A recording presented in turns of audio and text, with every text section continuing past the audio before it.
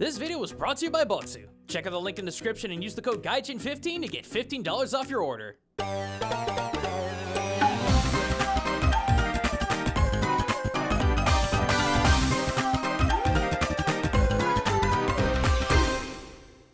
Hey everyone, Gaijin Goombah here. So with Monster Hunter Rise Sunbreak finally out and a brand new plethora of Master Hunter rank quests for me to beat my head into until one of the breaks, we also have a brand new wave of Titanic terrors to tussle with, in the form of monsters that we've already seen once before with Rise, as well as a brand spanking new debut set of beasts. And of course, with us being who we are, we thought it might be high time to dive back into Rise and see what sorts of cultural inspirations these brand new baddies brought to Sunbreak. But there's kind of a problem. Sunbreak pulls us out of Rise's Japan-dipped hub of Kamura and drops us into El Gado, a far more European setting with cultural spice from Spain and the British Isles. I think, anyway, I'm not quite sure. And that's the issue. Japan and most of Asia is my educational jam. It's what I know best. So I wasn't really wanting to try and dive too deep into waters I was unfamiliar with and start making claims. And that's not the only problem either, cause honestly, there feels like there's not much to talk about with the new monsters that most of the audience doesn't already know. What's Malzeno? He's a Dracula dragon. What's Lunagaron? Well, he's the Wolfman. What's Garan Golem? A hodgepodge combination of Frankenstein's monster and Jewish golems. Man, why didn't Capcom release this in October? Now that's not to say the theming is bad, far from. In fact, for all of you who played Sunbreak, you remember that particular Lunagaron hunt? Yeah, that Lunagaron hunt? That was the most unsettled this franchise has ever made me, and I think it's the crowning jewel of this DLC. But I don't think it would make for very invigorating cultural analysis for a Western audience. So we moved on to the variant monsters and old returnees introduced in Rise, and this was the treasure trove we were looking for. It's not necessarily like these new variations of old monsters were based off any different yokai. Rather, they really expanded and built up on more references to their yokai origins. Like, take for example Ragna Kadaki. In a previous video, we talked about how Kadaki was a combination of aspects of Jorogumo, Tsuchigumo, and a super big splash of traditional Japanese weddings. Well, with Pyre Ragna Kadaki, Capcom essentially cranked these cultural references up to 11.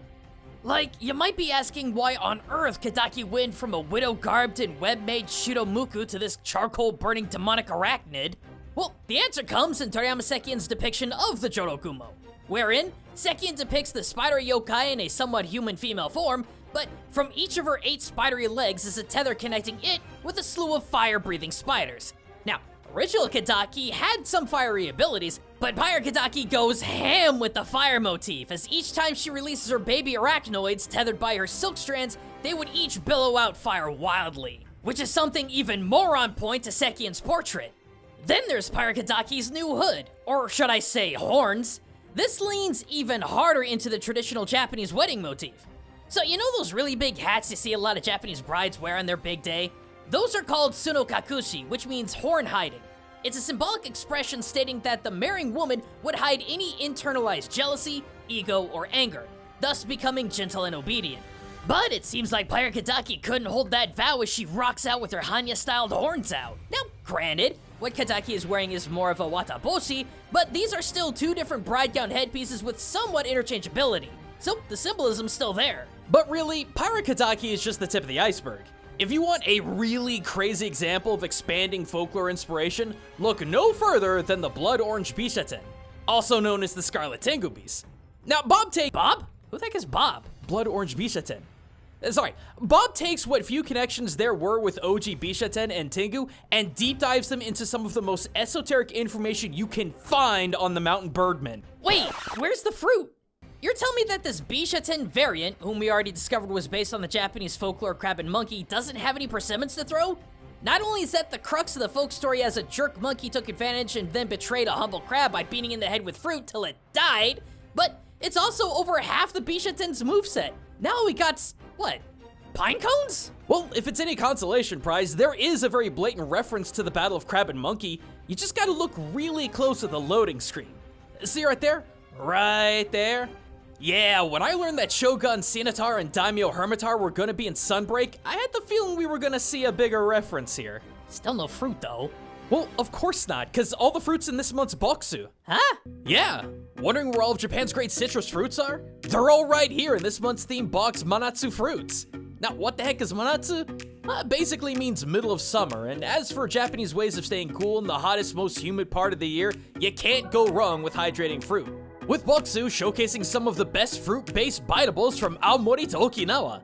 For me personally, I've always been a literal sucker for yuzu and mikan, so I'd absolutely have to suggest the yuzu pon arare for that crunchy yet tangy yuzu flavor, the natsu mikan waffle cookie, yes!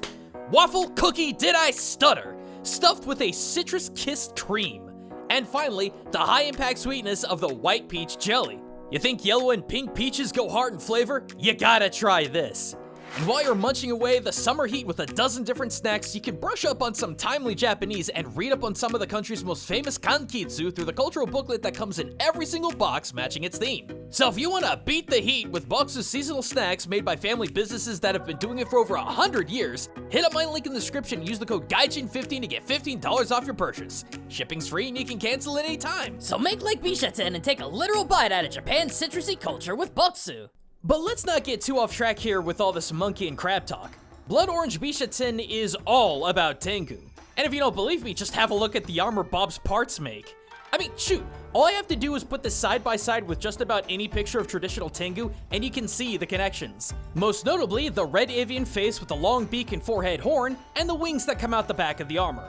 All of which are fairly simple connections between the Karasu Tengu and the Dai Tengu, with the Karasu Tengu's bird-like face and avian wings upon their back, and the Dai Tengu's red face and long nose. Don't forget the Tengu's Tolkien hat, a symbol of their connection to the esoteric Japanese practice of Shugendo. Well, of course. But there's more to the armor connections with Tengu than just how it looks. Just have a look at the armor skill bonuses. Yeah, anyone who mains Longsword in Monster Hunter can likely already see another connection here. Out of these skills, almost half of them are most beneficial to a longsword weapon user, which in this game is basically a huge katana. Now, to me, this is a harken reference to folkloric belief that Tengu were utter masters of swordsmanship, with multiple tales in Japan telling of how Tengu would train future masters of the blade. Tsukahara Bokuden, who was taught by a Yamabushi Tengu by the name of Inkai of Haguro Mountain, Kobayakawa Takakage, taught by the Tengu of Mount Hiko, and the most famous of them all, Minamoto no Yoshitsune, the greatest swordsman in all of Japan, who trained under Sojobo of Mount Kurama, the absolute king of the Tengu. But what about this fire motif that Bob's got going on? OG Bisha-ten was just a fruit-flinging monkey bat. This Bisha has fire breath, explosive pine cones, and even its armor set seems to revolve around blast and fire. Well, there's two cultural points that might explain this. The first one being Tengubi, or literally Tengu fire. This is a visual phenomena experienced in Kanagawa, Shizuoka, Aichi, and Yamanashi prefectures, very similar to other fire-based phenomena like Hitodama, Onibi, Kitsunebi, and Tanukibi. In this case, it's dozens to hundreds of little fireballs that make their way down the mountain and fall along the rivers that snake said mountains, floating just above the water. And most of the time when people came across this fire, it didn't end well. Like most exposure to yokai, those who came in contact with the fire became severely ill. Though sometimes it was beneficial. There's a story of a villager in Aichi Prefecture who was caught out at night and got lost in the mountains as a storm was brewing. And the man, huddled and shivering, saw little fires popping up all around him, which not only kept him warm, but also led him back to his village. So, just as Tengu themselves have a duality of helpful or hurtful nature to humanity, so does their fire. Yeah, that really does seem a bit too esoteric a concept to make its way into the theming of Bob. Heck, I didn't even know about the Tengubi until you mentioned it. So, what's this other theory? Well, it's technically no less esoteric, but it would make a lot more sense given the theme.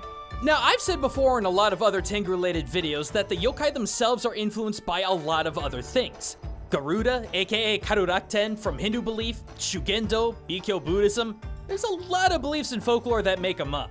But in Bob's case specifically, I think there's one divine interpretation of Tengu that absolutely nails the connection. A little-known divine incarnation named Izuna Daigongen. Now, Izuna Daigongen is a semi-hybrid of two other benevolent spiritual beings, Tengu Saburo and Fudo Myo-o.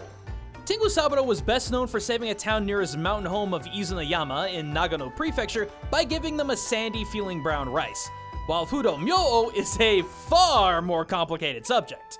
Originally a Hindu deity, Fudo Myo-o was introduced in Japan in the 9th century and adopted as a centralized spiritual figure in a lot of Japanese faiths. He's listed as one of the 13 different Jusan Butsu, or 13 deities of the Shingon sect of Buddhism, and is showcased as one of the 5 kings of wisdom in Shugendo. Yeah, kind of a big deal. And while some people may see this guy's demeanor and think him a demon, he's actually quite the opposite. His furious disposition reflects his fury against the enemies of Buddhism, ignorance, selfishness, and so on. In his right hand holds the kurikara, or devil banishing sword used to cut through ignorance, and on his left, a cord for catching and binding demons. And then there's his aura. He, like many Buddhist and other Hindu deities, weapons, and icons, are constantly surrounded by a shroud of flame. And this is not a flame of demonic evil, but a flame that, and I quote, burns away all material desires and ignorance. Ah, so that's where the flame theme comes from. Well, kinda. See, as time went on, Tengu Saburo and Fudo Myo were eventually combined into one entity named Izuna Daigongen, and is venerated to this day, with one such location of Izuna Daigongen's worship being Mount Takao in Tokyo. A mountain believed to be the ancient home of a large collection of Tengu that had taught humans their wisdom in the past, as seen in the very statues and points of interest on the mountain. So, yeah, I'd honestly say that Blood Orange Bishaten and its armor are more specifically inspired by Izuna Daigogen himself, more than just random Tengu. The motif of swordsmanship, Garuda/Tengu-like appearance, and the theme of ever-present flame all seem to really connect these two together culturally. So, what about the other monsters in Rise? What sort of cultural connections do they have? Well, I tell you what, why don't you all let me know in the comments? I've only got so much time to work on each video, and I know we'd be here for hours trying to break down each example, so what do you all think? Are there any new Monster Hunter monsters that have some pretty deep lore inspirations? Let me know below, and thanks for watching. And a big thank you to Bogsu for sponsoring this video. If you want to make like Bishaten and get your mitts on some truly traditional Japanese citrus snacks, hit up my link in the description and use the code Gaijin15 to get $15 off your order. Now, believe it or not, we're actually taking a break from Japan next time to talk about the cultural inspiration of a newfound tabletop obsession I fell into. An analysis on how a seemingly simple war band of green-skinned gits was born from the complex sociological issues of the UK. But until next time, everyone, this is Gaijin Goombah, signing out.